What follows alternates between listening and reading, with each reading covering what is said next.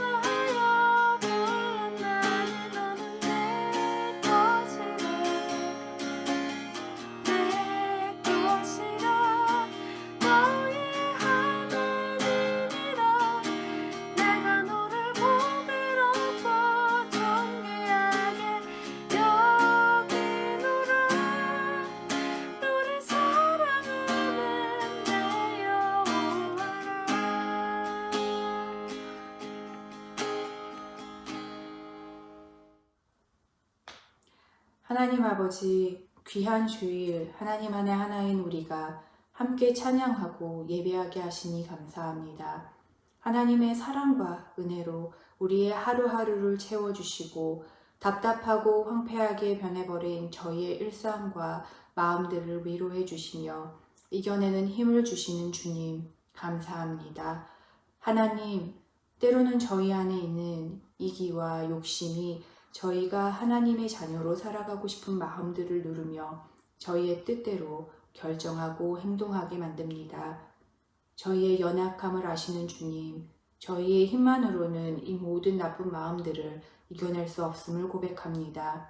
저희의 잘못들을 주님 앞에 고백합니다.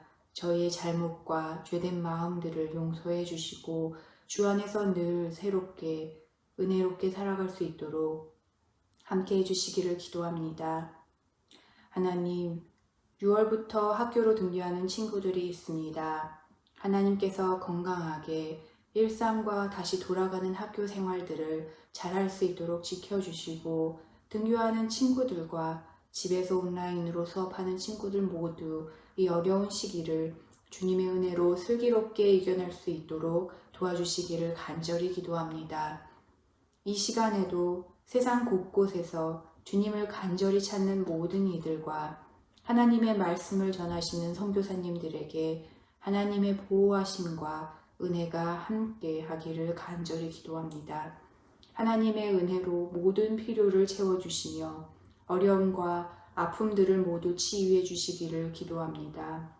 오늘 양명규 목사님을 통하여 전해지는 주님의 말씀이 우리의 생활 속에 살아서 역사하시는 하나님의 능력이 되기를 소망합니다. 또한 저희가 다시 모여 예배드릴 수 있는 그날까지 주님의 은혜와 평강이 함께 해주시기를 간절히 기도합니다. 이 모든 말씀 우리 주 예수 그리스도의 이름으로 기도합니다. 아멘. 사도신경으로 우리의 신앙을 고백하겠습니다. 나는 전능하신 아버지 하나님, 천지의 창조주를 믿습니다. 나는 그의 유일하신 아들, 우리 주 예수 그리스도를 믿습니다. 그는 성령으로 잉태되어 동정녀 마리아에게서 나시고 본디오 빌라도에게 고난을 받아 십자가에 못 박혀 죽으시고 장사된 지 사흘 만에 죽은 자 가운데서 다시 살아나셨으며 하늘에 오르시어 전능하신 아버지 하나님 우편에 앉아 계시다가 거기로부터 살아있는 자와 죽은 자를 심판하러 오십니다. 나는 성령을 믿으며 거룩한 공교회와 성도의 교제와 죄를 용서받는 것과 몸의 부활과 영생을 믿습니다. 아멘. 우리 가슴에 손을 얹고 말씀 전 고백 함께 고백하겠습니다. 하나님은 나를 사랑하십니다. 나는 그 사랑 안에 있습니다. 하나님은 오늘 나에게 말씀하실 것입니다. 그 말씀에 능력이 있습니다. 그 말씀에 생명이 있습니다. 나의 마음을 하나님께 열겠습니다. 나의 생각을 예수님께 집중하겠습니다. 들은 만큼 변합니다. 들은 만큼 행복해집니다. 순종하여 성장한 만큼 더 행복해집니다. 아멘. 오늘 하나님께서 주시는 말씀은 두 군데인데요. 시편 23편 말씀과 하박국 3장 17절부터 19절 말씀입니다. 시편 23편 그리고 하박국 3장 17절부터 19절까지의 말씀 함께 보겠습니다. 제23편 다윗의 시.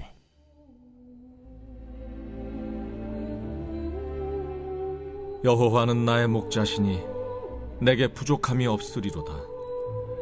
그가 나를 푸른 풀밭에 누이시며 쉴 만한 물가로 인도하시는도다. 내 영혼을 소생시키시고 자기 이름을 위하여 의의 길로 인도하시는도다. 내가 사망의 음침한 골짜기로 다닐지라도 해를 두려워하지 않을 것은 주께서 나와 함께 하심이라. 주의 지팡이와 막대기가 나를 안위하시나이다. 주께서 내 원수의 목전에서 내게 상을 차려주시고 기름을 내 머리에 부으셨으니 내 잔이 넘치나이다. 내 평생에 선하심과 인자하심이 반드시 나를 따르리니 내가 여호와의 집에 영원히 살리로다.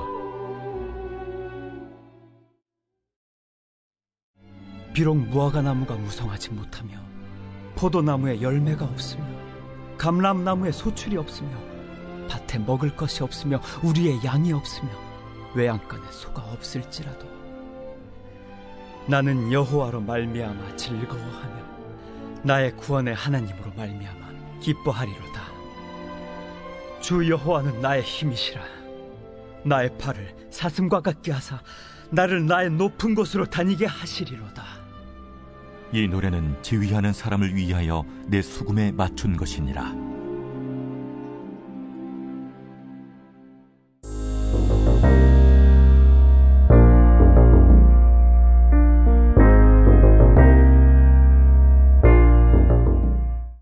사랑합니다.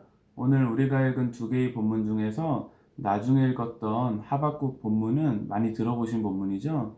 우리가 무화과나무잎이라는 잘 알려져 있는 찬양도 그 본문을 배경으로 쓰여진 찬양이기도 하고요.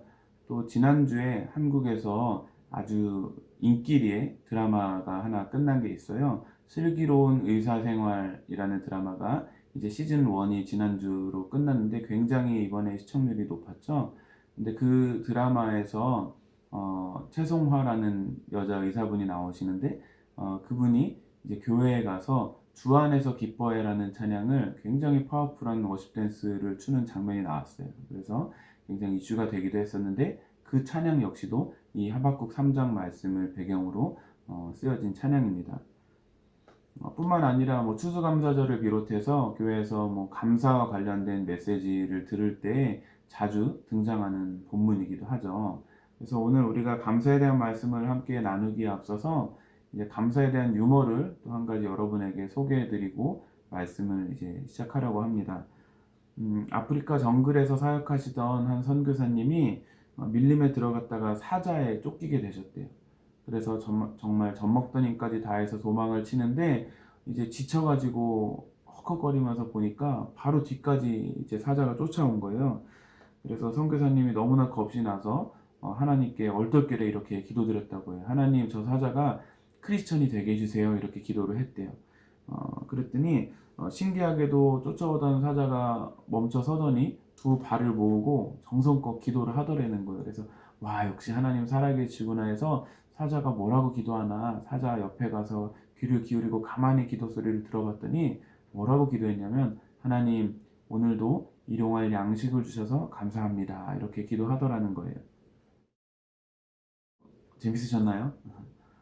성경 번역에 따라서 좀 다를 수 있겠지만 개역 개정 성경에 보면 감사라는 단어가 총 196번 정도 나옵니다. 구약 성경에서는 132번, 신약 성경에서는 64번 이렇게 합쳐서 총 196번 정도 나오는데요. 그렇다면 구약 성경과 신약 성경에서 감사라는 단어가 가장 많이 나오는 책은 각각 어디일까요? 구약은 시편이고요. 신약은 바울 서신입니다. 바울 서신은 여러분이 잘 아시겠지만 바울이 쓴 성경책들, 바울의 서신서들을 바울 서신이라고 하죠. 성경을 잘 보면 창세기와 출애굽기를 비롯해서 감사라는 단어가 한 번도 나오지 않은 책들도 사실 꽤 많이 있거든요. 그런데 구약에서 왕과 또 선지자와 제사장들을 비롯한 수많은 하나님의 사람들 중에서도 감사를 가장 많이 한 사람은 다윗이고요. 그리고 신약에서 예수님을 만나서 병고침을 받은 사람도 많고 3년 동안 예수님과 또 동고동락했던 제자들도 있고 또 초대교회 일꾼들도 있고 기적을 경험했던 수많은 예수님을 만났던 사람들이 있음에도 불구하고 신약 성경에서 감사를 가장 많이 표현했던 사람은 사도 바울이라는 거예요.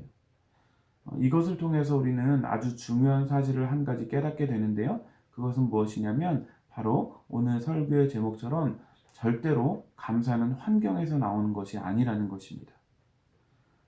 여러분 생각해 보세요. 다윗처럼 비참한 인생을 산 사람이 또 어디에 있겠어요? 또 사도 바울처럼 고생이란 고생은 다 한 사람이 또 어디에 있겠어요? 먼저 다윗의 삶을 한번 살펴볼까요? 하나님께서 사무엘 선지자에게 베들레헴에 있는 이새라는 사람의 집에 가라. 거기 가서 내가 지목하는 자에게, 그 이새의 아들들 중에서 내가 지목하는 자에게 기름을 부어서 그를 왕으로 세울 것이다. 이렇게 하나님이 말씀을 하셨어요. 그래서 사무엘 선지자가 이새라는 사람의 집으로 갔어요. 그래서 이제 그 집에 가서 이새에게 내가 너의 아들들 중에서 이제 왕으로 기름 부을 자를 택할 것인데 하나님이 나를 통해 택하게 하실 것인데 아들들을 다 모아와라. 그랬더니 이제 이새가 아들들을 다 불러 모았어요. 여기 다 모였습니다 말하는데 정말로 한 명도 빠짐없이 아들들이 다 모여 있었나요? 아니었죠. 막내였던 다윗이 빠져 있었어요. 그런데도 아버지 이새는 아들들이 다 모였다는 거예요. 여러분 세상에 그런 아버지가 어디 있어요? 시편 27편 10절은 이렇게 이야기합니다. 내 아버지와 어머니가 나를 버린다 할지라도 여호와는 나를 받아주실 것입니다. 다윗이 쓴 시편이거든요. 그러니까 다윗은 어려서부터 부모에게 버려진 듯한 고아와도 같은 삶을 살았던 거예요. 세상에 막내 혼자 들판에서 양을 치도록 내버려두는 아빠가 어디 있겠어요? 아버지는 막내 아들이 아직 들어오지 않았음에도 불구하고 자기 아들들이 이미 다 모여있다 그렇게 말하고, 그 막내 아들 다윗은 나는 부모에게 버림받았다고 말하고, 이처럼 다윗은 너무나도 비참하고 처참한 유년 생활을 보낸 것이죠.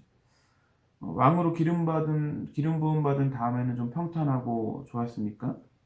아니에요. 암살의 위협과 또 죽음의 위협 가운데 얼마나 오랜 시간을 보내는지 몰라요.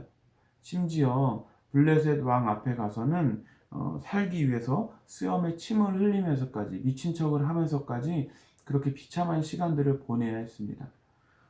또한 왕이 된 다음에는 평탄했습니까?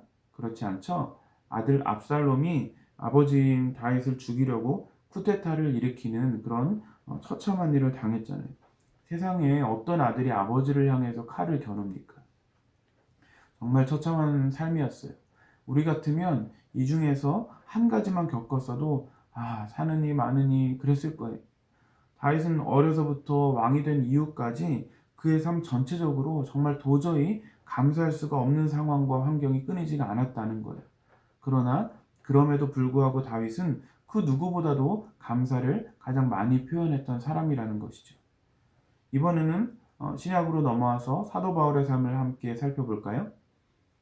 사도행전 9장에 보시면 사도 바울이 크리스천들을 잡아 죽이기 위해서 다메섹으로 가던 중에 예수님을 만나고 경험하게 됩니다. 그 이후에 사도 바울의 삶은 어땠죠? 평탄하고 행복했나요? 형통했나요? 아니죠. 바울이 예수님을 만나서 회심한 이후에 그 누구도 바울의 말을 믿어주지도 않고 만나주지도 않았어요. 사도행전 13장부터 사도 바울은 1차, 2차, 3차 전도 여행을 떠나게 됩니다. 그 전도 여행은 쉽고 편했나요? 맛있는 음식을 먹고 그리고 좋은 데서 잠을 자고 그리고 최고급 말을 타고 그렇게 편하게 이동하면서 지냈나요? 그렇지 않죠? 고린도서 11장 23절 하반절부터 27절까지의 말씀을 보면 바울이 어떻게 지냈는지를 볼 수 있는데요. 먼저 23절과 24절 같이 읽어보겠습니다. 시작! 나는 더 많이 수고했고 감옥에도 더 많이 갇혔으며 셀 수 없을 정도로 매를 많이 맞았고 죽을 고비도 여러 번 넘겼습니다. 또 유대인에게 39대 맞는 태형을 5번이나 당하였습니다. 39대 맞는 태형을 5번 당했다는 건 뭐냐면 당시 유대 법정에서는 사형을 집행하지 않았다고 해요. 그 대신에 39번의 매를 때리는 거예요. 당시 기록에 의하면 보통 30번이 넘어가면 웬만해서는 다 죽었다고 합니다. 근데 그렇게 무려 5번이나 맞았다는 거예요, 바울이. 뿐만 아니라 계속해서 25절부터 보시면 몽둥이로 3차례 맞고 돌에 맞은 적도 1번 있었습니다. 배가 난파된 적도 3번 있었으며 밤낮을 망망대해에서 표류한 적도 있었습니다. 자주 여행을 하는 동안 강물의 위험과 강도들로부터 오는 위험, 내 동족들에게서 받는 위험, 이방인들에게서 받는 위험, 도시에서 당하는 위험, 황량한 광야에서 당하는 위험, 바다의 위험, 또한 거짓 신자들로부터 오는 위험을 겪었습니다. 나는 수고하고 애쓰며 살았습니다. 잠 못 들어 밤을 지샌 적이 여러 번이고 배고프고 목마르고 굶기도 자주 하고 추위에 떨고 헐벗음의 고통도 받았습니다. 여러분, 이 모든 내용이 여러 사람이 당했던 고통들을 다 모아놓은 것이 아니라 사도 바울 한 사람이 단 3번의 전도여행을 다니면서 겪었던 일들이라는 거예요. 너무나 힘들지 않았겠어요? 그럼에도 불구하고 바울은 그 누구보다도 감사를 가장 많이 표현했던 사람이라는 것이죠. 그래서 우리가 알 수 있습니다. 감사는 절대로 환경에서 나오는 것이 아니라는 것을. 그러면 감사는 도대체 어디에서 나오는 것일까요? 왜 우리는 감사를 잘 하지 못하는 것일까요? 우리가 누군가를 보면서 내가 만약 저 사람 정도 되면 나는 정말 평생 매일매일 감사하며 살겠다. 그런 마음이 들 때가 종종 있죠. 사실은 이스라엘 백성들이 그랬어요. 구약 성경을 보면 이스라엘 백성들은 무려 430년 동안이나 애굽에서 종살이를 하죠. 그들에게 있어서 이 430년이라는 기간 동안에는 어떠한 꿈도 희망도 꿀 수 없는 그런 절망적인 시간들이었어요. 왜냐하면 그들은 종이었잖아요. 노예였잖아요. 오늘도 노예고요. 내일도 노예. 100년 후에도 200년 후에도 여전히 노예인 거예요. 뿐만 아니라 그들의 자녀들이 아무리 뛰어난 지능을 가지고 태어나고 아무리 탁월한 재능을 가지고 있다 할지라도 아무 소망이 없는 거예요. 노예니까요. 조금도 나아질 것이 없는 거예요. 어떤 소망도 가질 수 없고 아무런 의미가 없는 그런 처참한 노예 생활을 하고 있었던 거예요. 그렇다고 해서 스스로 애굽에서 나올 만한 힘이 있었던 것도 아니고 계획도 없었고 전략도 없었고 무기도 없었고 리더도 없었어요.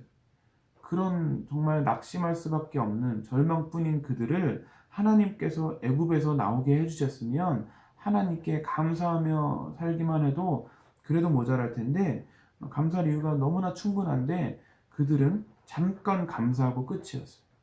나오는 날 새벽이 되니까 또 바로 불평을 하고 만 거예요. 이스라엘 백성들이 출애굽해서 홍해를 건넌 다음에 40년의 광야 생활을 하게 됩니다. 그런데 그 40년 동안 그들은 아무것도 심지 않았어요. 씨를 뿌리지 않았어요. 그러나 그럼에도 불구하고 매일마다 만나와 메추라기를 배부르게 먹었습니다. 어디로 가야 될지도 몰랐어요. 그런데 매일마다 기적과 같이 구름 기둥과 불 기둥이 떠올랐어요. 이스라엘 광야는 낮에는 굉장히 햇볕이 뜨겁고 밤에는 굉장히 쌀쌀한 기온이 뚝 떨어져서 추운 날씨라고 합니다. 그런데 낮에는 구름 기둥으로 서늘하게 하시고 밤에는 불 기둥으로 보호해 주셨던 거예요. 또한 어디로 가야 될지 모를 때 항상 구름 기둥이 먼저 가서 그대로 따라가기만 하면 됐던 거예요. 그게 단가요? 아니에요. 이스라엘 백성들은 애굽에서 430년 동안 종살이만 했기 때문에 나올 때 무기 하나 들고 나올 수도 없었고, 그리고 어떤 전술이나 전략조차 전혀 없었어요. 그러나 싸울 때마다 이기게 됩니다. 아말렉과의 전투를 한번 생각해 보세요. 아니, 그 치열한 전쟁터에서 세상에 두 팔을 들고 있는다고 해서 그 전쟁에서 이긴다는 게 여러분 말이 됩니까? 말이 안 되잖아요. 그런 기적적인 방법으로 싸울 때마다 이기게 하신 거예요. 아말렉은요, 그 당시에 최강국 중에 강국이었어요. 그런데 손에 무기 하나 없고 전략도 없는 이스라엘 백성들이 싸울 때마다 이긴 거예요. 그러면 우리는 이렇게 생각할 수 있죠. 그 정도면 감사하겠네. 감사하기 충분하네. 감사할 만하겠다. 아니요. 그런데도 그들은 전혀 감사하지 않았던 거예요. 여러분, 정직하게 생각해 보면 저와 여러분이 충분히 감사하지 못하는 이유, 감사에 대해서 매우 인색한 이유가 정말로 감사할 만한 상황과 환경과 기적과 어떤 특별한 능력을 경험하지 못했기 때문일까요? 그렇지 않죠. 감사는 절대로 환경에서 나오지 않기 때문인 거예요. 죄송하지만 어찌 보면 죄인인 저와 여러분이 감사하지 않는 것은 자연스러운 현상이라고 말할 수도 있어요. 왜냐하면 로마서 1장 21절 상반절을 우리가 함께 읽어보겠습니다. 시작. 사람들은 하나님을 알면서도 하나님께 영광을 돌리지도 않았고 하나님께 감사하지도 않았습니다.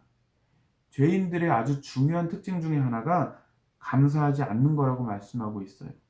또한 디모데후서 3장 1절과 2절 함께 읽어봅니다. 시작. 마지막 날에 많은 고난이 있다는 것을 기억하십시오.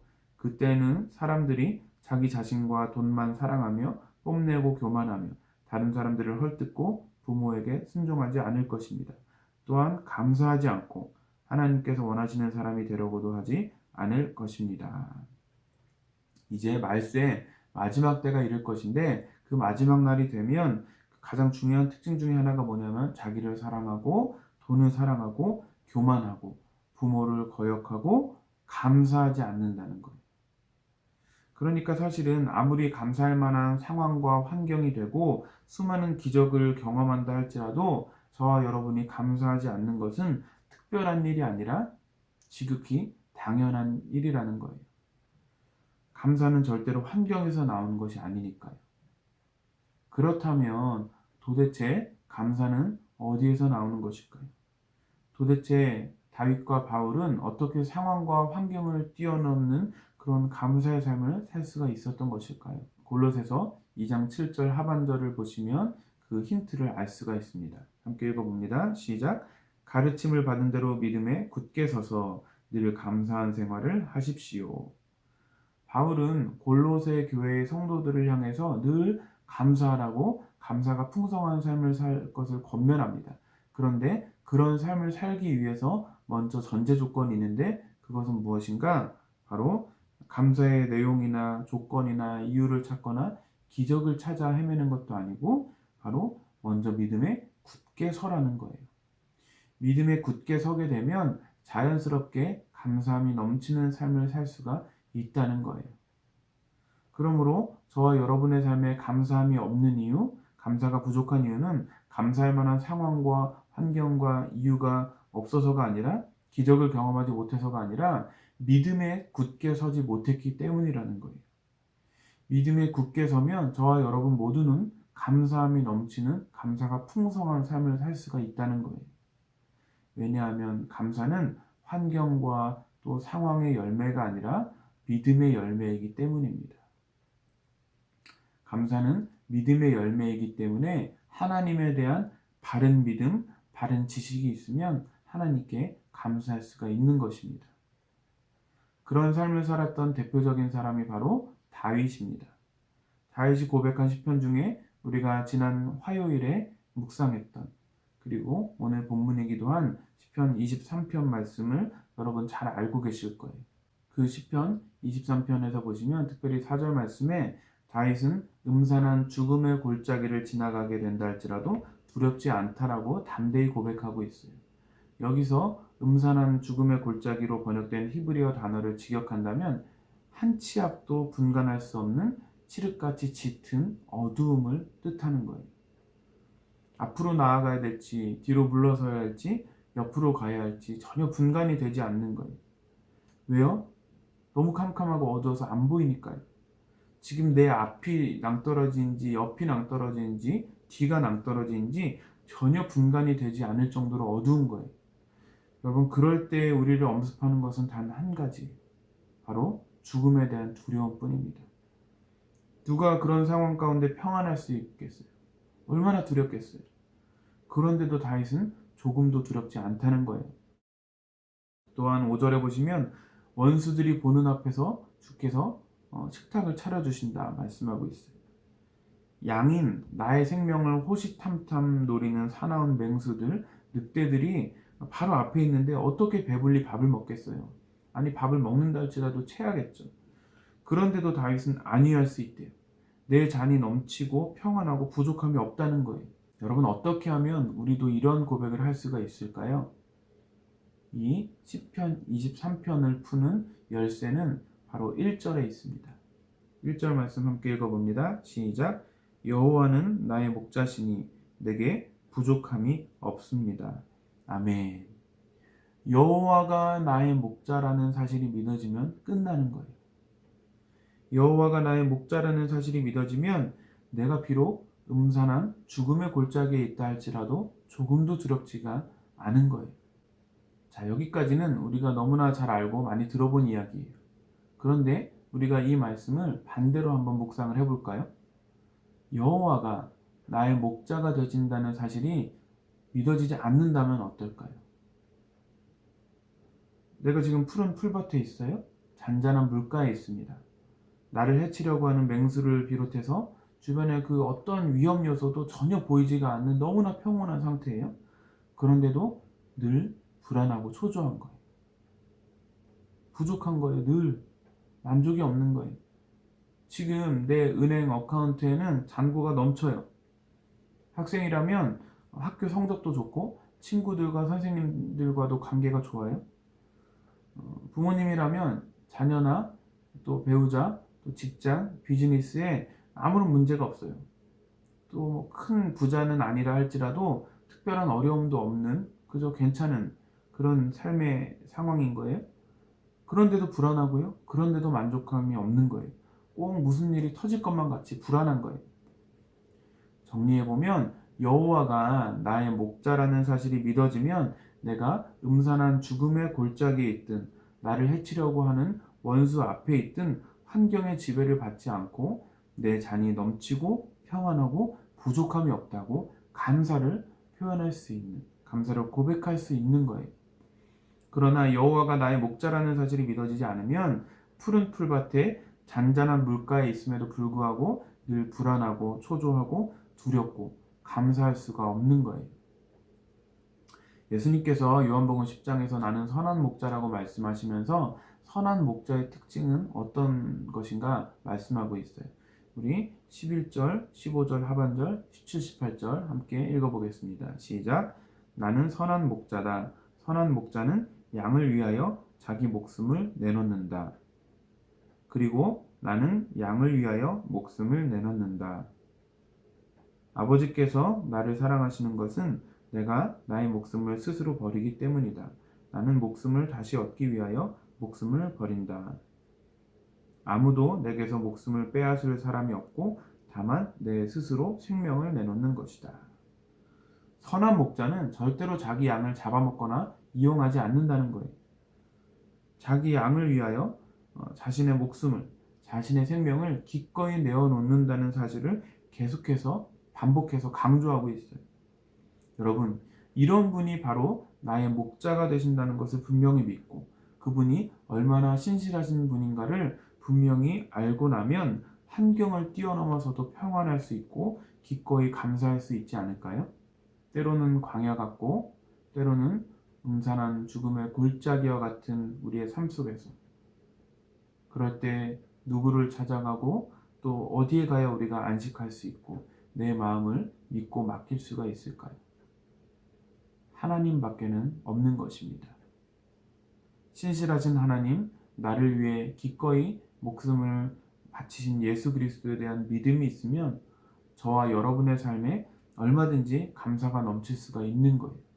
그래서 사도 바울은 늘 감사가 넘치는 삶을 살아라. 그런데 그러기 위해서는 먼저 믿음에 굳게 서라고 말씀하고 있는 거예요. 사랑하는 여러분, 저와 여러분에게 그 믿음이 있었으면 좋겠습니다.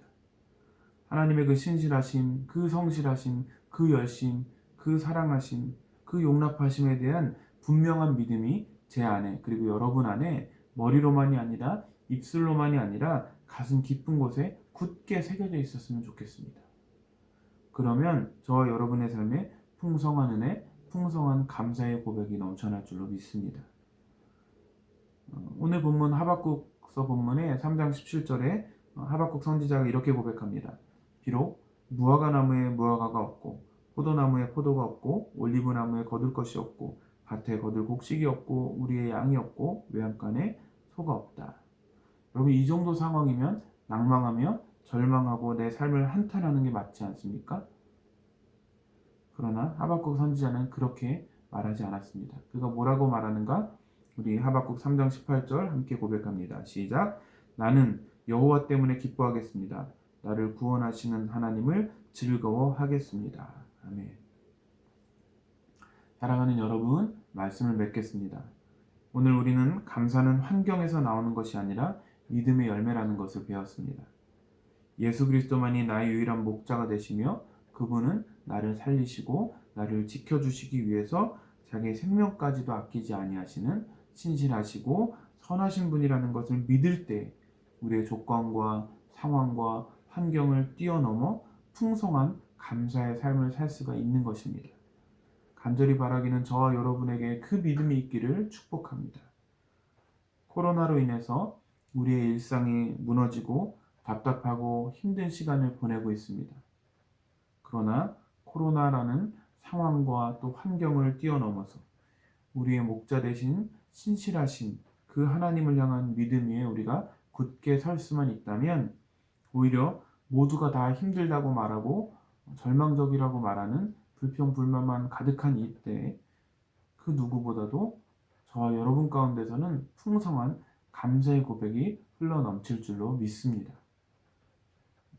이 시간에 주신 말씀 기억하면서 전심으로 함께 찬양하실 때 이 찬양이 하나님을 향한 우리의 기도, 우리의 고백이 되기를 간절히 소망합니다.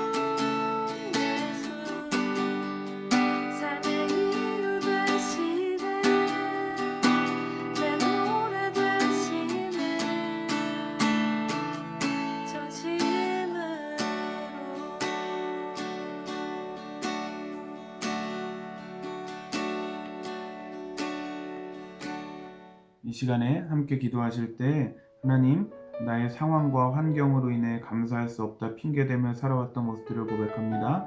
용서하여 주옵소서. 다윗과 같이, 바울과 같이 상황과 환경을 뛰어넘는 믿음을 사모하게 하여 주옵소서. 신실하시고 성실하신 하나님만이, 예수 그리스도만이 나의 유일한 목자가 되어 주셔서 나와 늘 함께 하시고 목숨까지 아끼지 아니하시며 나를 붙드시고 지키시는 분이심을 어떠한 상황과 환경 속에서도 의심하지 않고 굳게 믿게 하여 주옵소서. 그래서 다윗이 음산한 죽음의 골짜기에서도 자기의 목숨을 빼앗으려 하는 원수들 앞에서도 내 잔이 넘치고 평안하고 부족함이 없다고 고백했던 그 고백이 나와 우리 가정의 고백이 되게 하여 주옵소서. 또한 하박국 선지자가 무화과, 포도, 올리브, 곡식, 양, 소 어느 것 하나 없을지라도 오직 여호와 하나님으로 인해 기뻐하고 즐거워하겠다 고백했던 그 고백이 나와 우리 가정의 고백이 되게 하여 주옵소서. 우리 같이 간절한 마음으로 함께 소리내서 기도하겠습니다. 하나님 아버지 감사합니다. 하나님 오늘 말씀을 통하여 우리가 감사에 대해서 얼마나 우리가 무뎌 있었는지 인색했는지 돌아보고 깨닫게 하시니 감사합니다. 나에게 도저히 감사할 만한 상황과 환경이 조건이 되지 않아서 감사할 수 없다고 핑계댔던 우리의 모습을 용서하여 주옵소서. 하나님, 나의 상황과 환경으로 인해 감사할 수 없다 핑계댔던 우리의 모습을 용서하여 주시고 다윗과 같이 바울과 같이 상황과 환경을 뛰어넘는 믿음을 사모하게 하여 주옵소서. 신실하시고 성실하신 하나님 아버지만이, 예수 그리스도만이 나의 유일한 목자가 되어 주셔서 나와 늘 함께 하시고 목숨까지 아끼지 아니하시고 나를 붙드시고 지키시는 분이시며 어떠한 상황과 환경 속에서도 의심하지 않고 굳게 믿게 하여 주옵소서. 그래서 다윗이 음산한 죽음의 골짜기에서도 자기의 목숨을 빼앗으려 하는 원수들 앞에서도 내 잔이 넘치나이다, 평안이다, 주께서 나를 안위하시나이다, 부족함이 없다 고백했던 그 고백이 우리 모두의 고백이 되게 하시고 우리 가정의 고백이 되고 우리 교회의 고백이 되게 하여 주옵소서. 또한 하박국 선지자가 무화과 나무에 무화과가 없을지라도, 포도나무에 포도 열매가 없을지라도, 올리브나무에 포도가 열리지 않았을지라도, 밭에 곡식이 하나도 열매 맺지 못했을지라도, 우리의 양떼가 없고 외양간에서 강아지가 없을지라도 오직 여호와 하나님으로 인하여 기뻐하고 즐거워하겠다 고백했던 그 믿음의 고백이 나와 우리 가정의 고백이 되게 하여 주옵소서. 하나님, 그래서 우리가 더 이상 비교하고 불평불만하고 세상의 기준으로 감사의 기준을 정하는 것이 아니라 하나님의 시선과 방법으로 우리가 늘 우리 삶을 바라보며 범사에 감사하고 구원해 주신 것만으로 감사하는 아버지 하나님, 그런 삶을 살아갈 수 있도록 주옵소서. 믿음에 굳게 서서 풍성한 감사에 감사하는 모두가 되게 하여 주옵소서. 하나님, 더 이상 상황과 환경 때문에 감사하지 못하고 늘 비교하고 불평불만하며 원망하는 삶 살지 않게 하여 주옵소서. 다윗과 같이, 하박국 선지자와 같이, 또한 사도 바울과 같이 나의 목자 되신 여호와 하나님에 대한 믿음에 굳게 서서 상황과 환경을 뛰어넘는 풍성한 감사의 삶을 살아가는 우리 모두가 되게 하여 주옵소서. 이 시간 하나님께서 우리에게 맡겨주신 물질의 일부를 물질의 주인 되시는 주님께 감사함으로 돌려드립니다. 물질만 드리는 것이 아니라 우리의 마음과 정성과 삶을 함께 올려드리오니 기쁘게 받아 주옵소서. 이 시간 올려드리는 물질들을 통하여 더 많은 사람들이 여호와가 나의 목자가 되어주셔서 내게 부족함이 없다, 감사하다 고백하는 역사가 있게 하여 주옵소서. 이제는 우리 주 예수 그리스도의 변함없는 은혜와 하나님 아버지의 영원하신 사랑하심과 성령님의 동행하시고 지키시고 인도하심이 어떤 상황 속에서도 우리의 선한 목자 되시는 주님을 향한 믿음에 굳게 서서 상황과 환경을 뛰어넘는 풍성한 감사의 삶을 살기를 소망하는 사랑하는 모든 그리스도인 친구들과 선생님들의 머리머리 위에, 또 이 영상으로 예배하는 모든 성도님들 머리머리 위에, 저들의 가정과 학업과 일터와 사업장과 우리 교회와 특별히 코로나 바이러스로 아파하고 있고 수고하고 있는 모든 이들 위해 이제부터 영원까지 함께 하시기를 간절히 축원하옵나이다. 아멘.